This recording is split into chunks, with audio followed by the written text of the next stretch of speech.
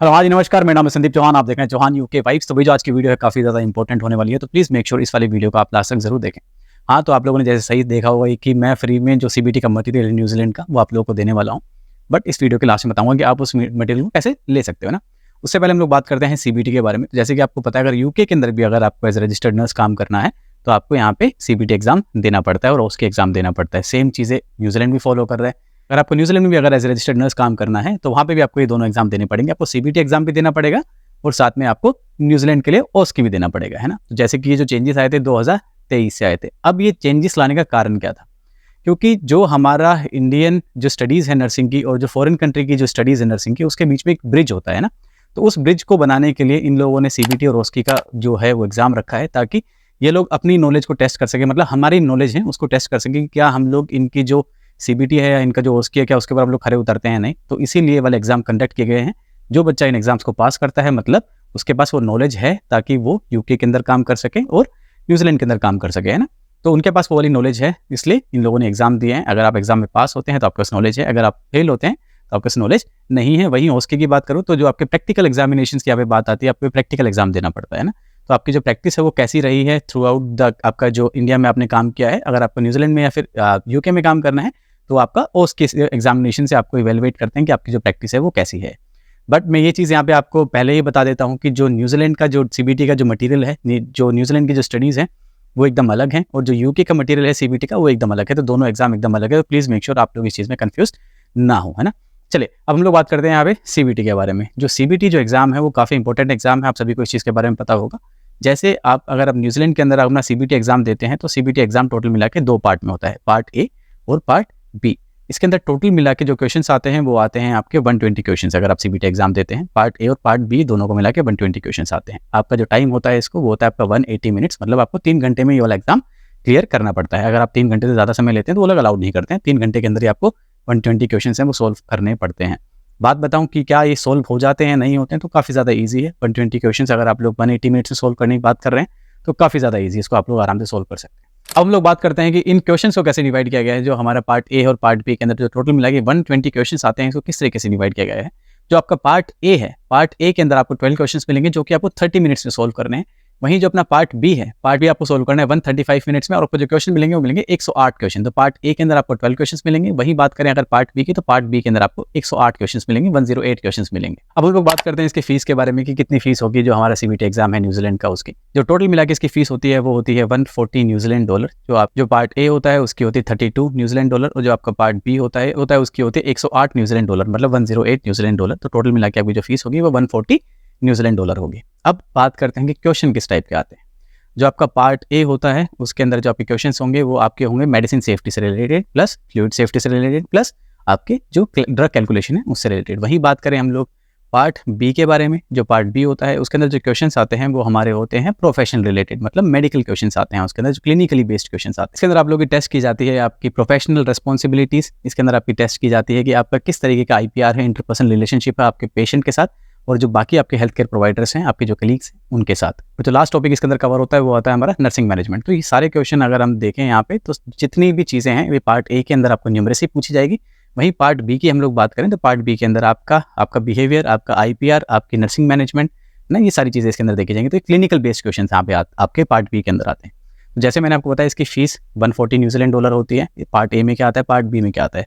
अब ये एग्जाम आपको देना कैसे पड़ेगा, बुक कैसे करना पड़ेगा। अगर आपको ये एग्जाम बुक करना है तो जो न्यूजीलैंड काउंसिल है वो आपको एक ईमेल सेंड करेगी। उस ईमेल के थ्रू आप ये वाला अपना एग्जाम है आराम से वहाँ पे जाके बुक कर सकते हैं। और अगर आपने जिस दिन से इस एग्जाम को बुक किया है, आपने 6 महीने तक इस एग्जाम को क्लियर नहीं किया है, तो आपकी जो एप्लीकेशन है वो क्लोज हो जाएगी। जिस दिन आपकी एप्लीकेशन क्लोज होगी उस दिन आपको दोबारा से अपनी एप्लीकेशन स्टार्ट करनी पड़ेगी, दोबारा आपको पैसे भरने पड़ेंगे।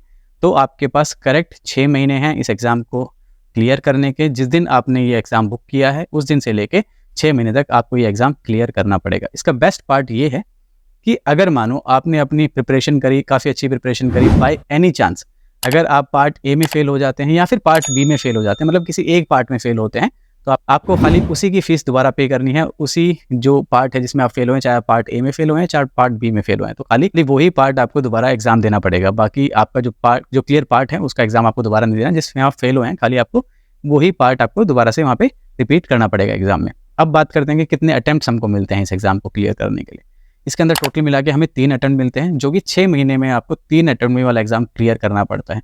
2 कंडीशन के अंदर आपकी जो एप्लीकेशन है वो क्लोज होगी। सबसे पहली कंडीशन कि अगर आपने 6 महीने तक एग्जाम क्लियर नहीं किया तो आपकी एप्लीकेशन क्लोज हो जाएगी। दूसरी चीज़, अगर आपने 3 बार से ज़्यादा इसके अंदर फेल हुए हैं तो आपकी जो एप्लीकेशन है क्लोज हो जाएगी और आपको दोबारा एप्लीकेशन जीरो से स्टार्ट करनी पड़ेगी। मेरे को ऐसा लगता नहीं है कि कोई इसके अंदर फेल होगा, क्योंकि काफ़ी ईजी एग्जाम आता है।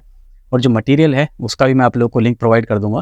अगर आप मेरे डिस्क्रिप्शन में जाके वहाँ पे चेक करेंगे तो आपको वहाँ पे सारे के सारा आपका न्यूजीलैंड का मटेरियल मिल जाएगा और वहाँ से जाके आप लोग प्रिपरेशन कर सकते हैं, अपनी प्रैक्टिस कर सकते हैं। आपको मॉक ड्रिल्स भी मिल जाएंगे, आपको किस तरीके का पेपर आएगा, कैसा पेपर आएगा, वहाँ पे मॉक टेस्ट भी मिल जाएगा आप लोगों को। तो आप लोग वहाँ पे जाके जो मटेरियल है वो वहाँ पे आप ले सकते हैं। अगर किसी को क्लासेस चाहिए पर्सनली कि मेरे को CBT के लिए क्लासेस चाहिए, न्यूजीलैंड की बात करूँ या फिर मैं UK की बात करूँ, अगर आप लोग क्लासेस चाहिए तो आप लोग मेरे से कॉन्टैक्ट कर सकते हो, कमल अकेडमी में कॉन्टैक्ट कर सकते हो। हम लोग आपको न्यूजीलैंड की क्लासेस भी दे देंगे CBT की, और साथ में आपको वही अगर आपको UK की चाहिए तो हम लोग आपको UK की क्लासेस भी दे देंगे। इसके अंदर एक चीज़ और मैं यहाँ पे बात करना चाहूँगा, जो हमारा पार्ट A है उसके लिए स्पेसिफिक टाइम होता है, वही पार्ट B के लिए स्पेसिफिक टाइम होता है। जैसे कि मैंने आपको बताया कि CBT टोटल मिला के 180 मिनट्स का होता है। You have to solve 120 questions in 180 minutes है। तो 180 मिनट को किस तरीके से डिवाइड किया गया है, आपको जो पार्ट A है वो 30 मिनट्स में सोल्व करना है, वहीं जो पार्ट B है वो 135 मिनट्स में आपको सोल्व करना है। अब आप लोग ये सोच रहे होंगे कि 135 मिनट में पार्ट B सोल्व करना है और जो पार्ट A है वो 30 मिनट्स में सोल्व करना है, तो बचे हुए 15 मिनट कहाँ गए?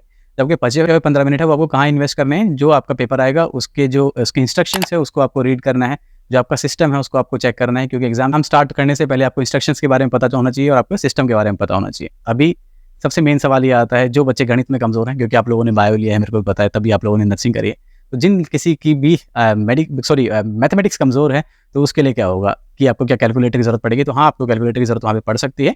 तो उसके लिए जो आपका जो वेन्यू है, जो आपका कंप्यूटर है, वहाँ पे सॉफ्टवेयर आपके पास अवेलेबल होगा। उस सॉफ्टवेयर का जो आपका कैलकुलेटर है आप लोग यूज़ कर सकते हैं अपनी कैलकुलेशंस के लिए। तो मेरे हिसाब से जितनी फैसिलिटीज़ प्रोवाइड करनी चाहिए सारी चीज़ें आपको प्रोवाइड की जाएंगी, ताकि आप अपना एग्जाम क्लियर कर सके। पढ़ना आपको पड़ेगा पर, है ना। अब बात करते हैं कि कहाँ पे जाके हम लोग ये वाला एग्जाम दे सकते हैं। क्या हमको न्यूजीलैंड जाना पड़ेगा इस एग्जाम को देने के लिए? ऐसा नहीं है, न्यूजीलैंड के अंदर भी सेंटर्स हैं जहाँ पे आप ये वाला एग्जाम दे सकते हैं। साथ ही में पियर्सन व्यू की काफ़ी सारी कंट्रीज़ हैं, आप वहाँ पे जाके अपना एग्जाम दे सकते हैं। सबसे अच्छी चीज़ ये है, अगर आप लोग इंडिया से वाली वीडियो देख रहे हैं तो इंडिया के अंदर भी आप लोग ये वाला एग्जाम दे सकते हैं। तो काफ़ी अच्छा होगा कि आपके लिए कितनी अच्छी चीज़ है ना, कि अगर आपको न्यूजीलैंड में काम करना है और आप एग्जाम दे रहे हैं इंडिया के अंदर, वहाँ से पास होते हैं तो आपको ग्रीन चिट मिल जाती है ना, ग्रीन फ्लैग मिल जाता है कि आप न्यूजीलैंड में जाके काम कर सकते हैं। बट इसके अंदर एक चीज़ ये भी है कि अगर मैंने जैसे आप लोगों को बताया था कि आपको 2 एग्जाम टोटल मिला के देने पड़ते हैं, एक CBT एक OSCE। आपको OSCE न्यूजीलैंड में जाके देना पड़ेगा। वहाँ पे जो आपका OSCE की जो प्रिपरेशन होगी, आपको 2 दिन ओरिएंटेशन क्लासेस दी जाएंगी OSCE की, और उसके बाद आपका जो OSCE का एग्जाम है वहाँ पे वो कंडक्ट होगा। यहाँ पे UK की तरह ऐसा नहीं है कि आपको 2 महीने क्लास चल रही है, किसी की 3 महीने चल रही है, 1 महीने भी चल रही है क्लासेस, और आपको यहाँ पे अकोमोडेशन भी दे रहे हैं प्रिपरेशन करवाने के लिए, है ना। तो ऐसा नहीं है, वहाँ पे आपको जाना पड़ेगा। आपको 2 दिन की ओरिएंटेशन आपको क्लास मिलेगी और साथ में जो आपका एग्जाम है वो न्यूजीलैंड में ही कंडक्ट होगा। तो ये काफ़ी एक तरीके से हेल्प ही है कि अगर आपको कोई ओरिएंटेशन दे रहा है इस एग्जामिनेशन की, तो आपके लिए काफ़ी अच्छी चीज़ है ना। तो ये टोटल मिला के सारी चीज़ें थी CBT के बारे में। होपफुली अभी कोई डाउट नहीं रहा होगा आपको न्यूजीलैंड CBT के बारे में, क्योंकि काफ़ी सारी वीडियोस थी हमारे UK की CBT के बारे में, बट ये जो इन्फॉर्मेशन थी न्यूजीलैंड की काफ़ी कम लोगों ने दी है, इसलिए मैंने सोचा कि क्यों ना ये वीडियो बनाई जाए इन्फॉर्मेटिव आप लोगों के लिए। बाकी बची मटेरियल की बात तो आप लोग मेरे डिस्क्रिप्शन में जाके अपना जो मटेरियल है वहाँ से आप लोग ले सकते हैं, जो कि फ्री ऑफ कॉस्ट है, फ्री है। तो चलिए मिलते हैं अपनी नेक्स्ट वाली वीडियो के अंदर। Thank you so much guys, आपने हमें इतना टाइम दिया, धन्यवाद।